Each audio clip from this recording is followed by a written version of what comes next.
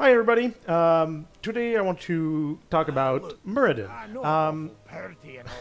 Why do I want to talk about Muradin? It's because he was my best tank for a long time. I had a kind of a stun build for him. I took everything that could stun. I had the Dwarf Tusk that could stun. I had the Stormbolt, of course. And I even took the Skullcracker that was giving a stun. I think it was 0.25 after 3 basic attack. So everything I tried to do with that Muradin was to stun people. Now, stun Muradin is gone. They did some changes a while back. They did the first redo of Muradin, and then they made other changes to him.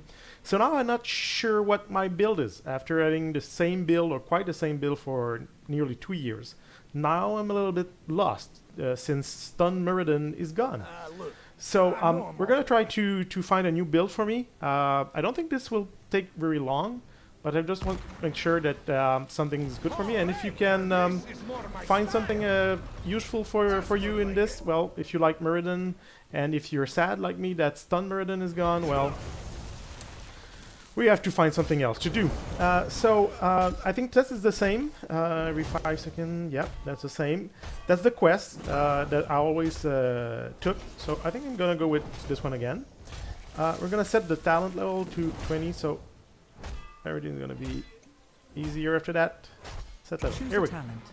Choose a talent. Just for the fun of it, maybe we could do a little dance. Yeah, a little Muradin dance. Yeah, that haven't changed. So the first quest, I think I'm still gonna go with the Perfect Storm. Choose a talent. I really like that. It's not really easy to land when there's a lot of minions, but still could be good. What do we do at level 4? So Sledgehammer deal 3 to non-heroic damage, non-heroic enemies. I'm sorry. So no, not really for me. Reverberation increase the attack speed slow from 25 to 50 and the duration from okay, so now that clearly your W is more effective against heroes. You'll slow them down more and the slow will last for longer, so better for chasing or thing like that. Just miss here.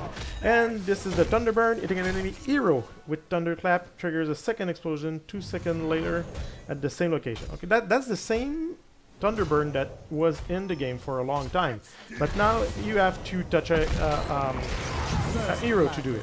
You cannot just do it for clearing lane. That was probably the only tool for Muradin to clear lane, but now you have to hit the heroes. So I'm not sure which one I like the best. I think I'll go with the Thunderbird for this one. So here's my biggest problem. Heavy Impact, which used to be stun, is now slowed for 80% for 0.75 seconds. So that's not a stun anymore. And the other problem is that it's on the same level as the Skullcracker. Every third basic attack against the same enemy deals 70 bonus damage and stun them for 0.75. And then this give him the axe. I think this one was there too. Any hero that is slowed, rooted, or stunned increase Muradin basic attack for 50%. Let's get it on. I'm really torn here because I like the fact that when you use you could use your Dwarf Tusk for 2 reasons. You could use it to escape a bad situation, or you could use it to chase. Personally, in the first half of the game, generally I will use it to escape. But the second half, where Muradin is really beginning to be tanky a lot, I used to use it to go after people. So in that spirit, even though it's not a stun, it's a slow, I think it still does the same thing. It reaches the same goal. So I'll go for Heavy Impact. I'm a big fan of Avatar. A lot of people now are using Haymaker. It's better than it was, more damage, and its cooldown I think is shorter than it was. But still, I really like the Avatar. In a team fight or when you have to stood your ground to keep an objective or something, I really like it. I'm not saying that the Haymaker is a bad choice. I'm just saying that personally I prefer the first one. Now, level 13, Thunderclap heals Muradin. Muradin heals for 5% of his max health for each hero. Again, I think at some point it was anything he could hit. It was an enemy, I think. Now it's heroes, like the second time Thunderclap. Thunderclap deals 300 damage if only one target is hit. I'm not a big fan of this one either. It's generally I will use it in over here. It's easy. I mean, we're only against artists, but in a game, if you peel for your teammates and you're in the front line, it will be rare that you'll be one-on-one with another hero. So I think here I could go for the heal or the Bronze Rage. That could be good. Deals 49 per second nearby enemy basic attack against a hero that is root to stun or slowed. Increases damage by 100%. Okay, so that could be good. That could be good. I think I'll go for this one. Probably depending on what's happening in the game. If you have difficulty surviving, if the other team has a lot of assassin and you're having some trouble staying alive, probably the healing static could be better in team fights. But if things are going well for your team and you just want to have a little more damage input, then Bronze Beard Rage could be, I think, could be the choice. There we go. Okay, so this one could go either way, healing static or Bronze Beard Rage. On level 16, Dwarf Launch. That's where the heavy impact was in the other build, on level 16.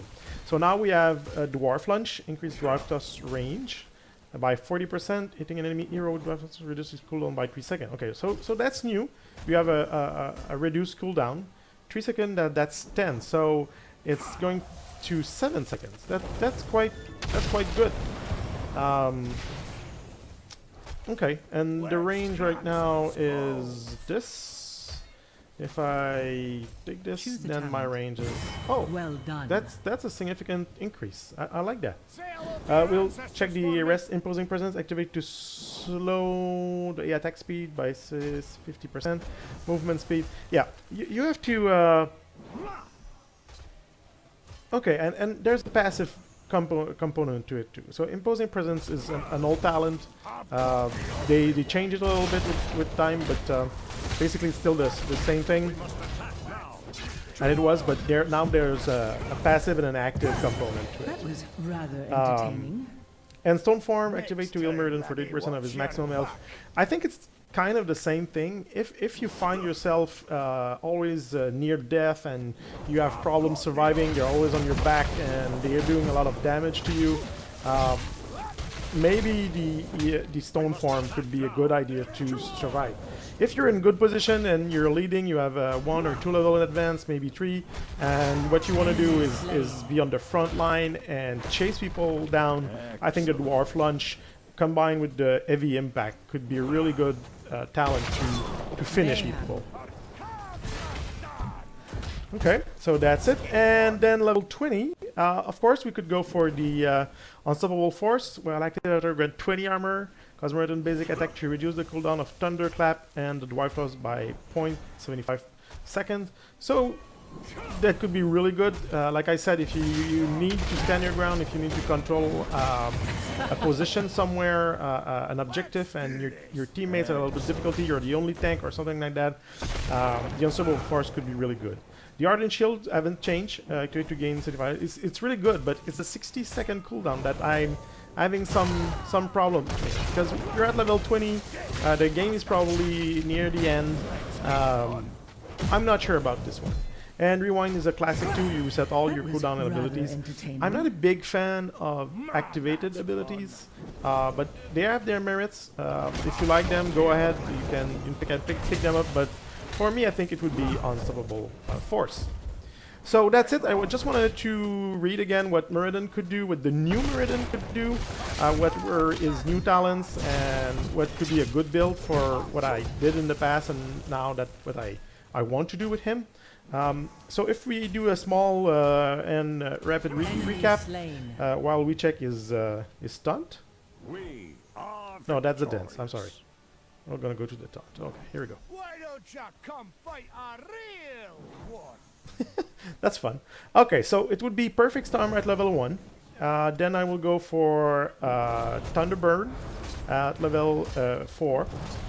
Level 7, I'll go for the Heavy Impact. Over here, the Avatar. This one, like I said, could go either way. Either the Bronzebeard Rage or the Healing Static, depending if you have problems staying alive or not. And then level 17, I will go with Dwarf Lunge because I took the Heavy Impact. Again, if you have a lot of problems, you don't have a heal on your team, you're having problems staying alive, there's a lot of assassins, they're always on your back or something like that. You have a, I don't know, a Genji or maybe a Li Ming that is always trying to get you down. Maybe a Stormform could be good, but if you're okay, Dwarf Lunge is better, I think. And finally, you have the Unstoppable Force or the Grand Slam if you took the other one. So that would be my build. Now that Stun Muradin is gone, that would be my new Muradin. Less stun, but still a lot of control out of him. I think it's still good. I'll try it in a real in a game really soon, probably today or tomorrow. I'm not sure I'm gonna show this to you. I'm not sure how much it's interesting for you to see that, but I wanted to go over the build again and see what we can do with this the changes he got in the last year. So that's it for me. I hope this helps you. If you're a Muradin fan and you haven't played him in a while, that could be a good build for you. If you're new to Muradin, well, try it out. If you like it, or if you don't like the build I just made, tell me why in the comments. I'm always happy to read what you have to say. So have a nice day, and it's bye-bye for me, guys.